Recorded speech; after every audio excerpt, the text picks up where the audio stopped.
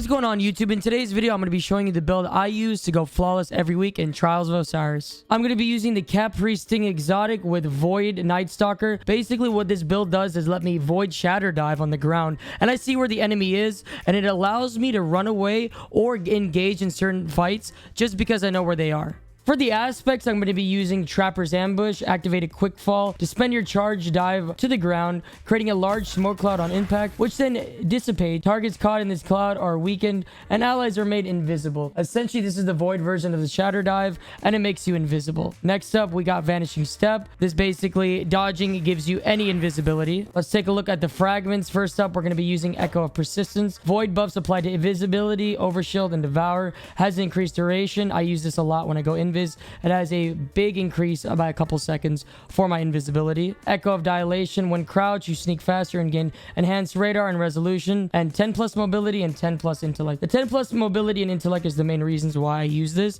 It helps with my build overall and increases my stats. We got Echo of Leeching, melee final blow, start a health regeneration for you and your nearby allies, and 10 plus resilience. Basically, I use Leeching to get my health back after like a shoddy melee fight or a sniper rifle body melee fight, which is really useful in certain situations, and that's my preference. Let's look over the weapons I'm using. I'm going to be using Defiance of Yasmin with Opening Shot, which gives you a greatly improved accuracy and range on the opening shot of the attack. Really useful in PvP. And second up, we have the Drang fully crafted as well. We got Enhanced Moving Target and Rampage, which helps a lot, especially if you're on the controller, which I am. And last but not least, we got the Pure Cliff Coil. I love the Pure Cliff. It's one of my trademarks of Destiny. It is the rocket launcher I'm using. On my exotic, I'm going to be running Sniper Rifle Dexterity with Fastball. Increases grenade throw distance. Super helpful as a PvP player.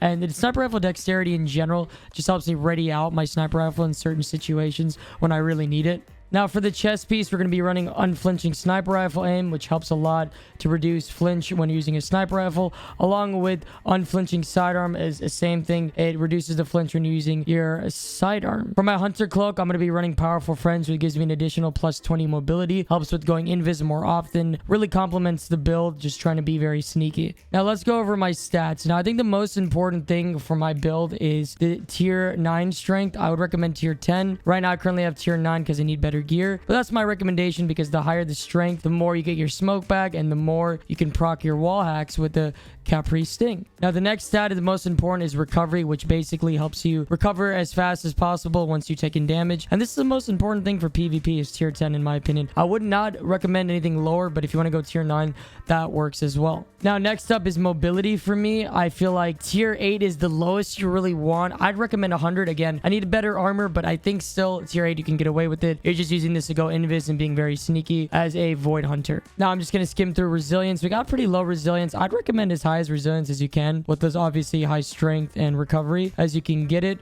Tier 4 is fine for a hunter. Now, you don't really see a lot of hunters with 100 resil, but if you can get 100 resil, great. If you cannot, no big deal. Now we're going to be looking at intellect. I feel like tier 7 would be nice. I have tier 5. Again, Deadfall Tether is super inconsistent in my opinion. You can get it off sometimes and it can make great plays. Most of the time it's not consistent for me, so I run a little bit lower intellect to basically help the other stats. But I'd recommend tier 7 to tier 5. Hovering over discipline, we got tier 5, which I think is the sweet spot, especially if you want to max out the other stats. Probably not going to get the highest discipline, but I think tier 5 is good. If you can get tier 7, amazing. But between tier 5 and tier 7 is good, especially if you're good at spamming grenades such as I am with Axiom Bolts. Definitely recommend that. For my super on the Night Stalker subclass, we're going to go with Deadshot. Morbius is kind of inconsistent, and Spectral Blade just takes way too long to get in trials. So your best bet for cooldown is Deadfall, but it is pretty inconsistent. I can count on my hand how many times I've missed supers or it just does not pop the way I wanted to. So your best bet right here is still Deadfall. Let's take a look at the fragments I'm using to make this build super strong. We're going to be using Gambler's Dodge. Dodge to perform a tumble, avoiding enemy attacks, dodging near an enemy. Fully recharges your melee. Basically, you get another smoke and you get to recharge your build by slamming on the ground.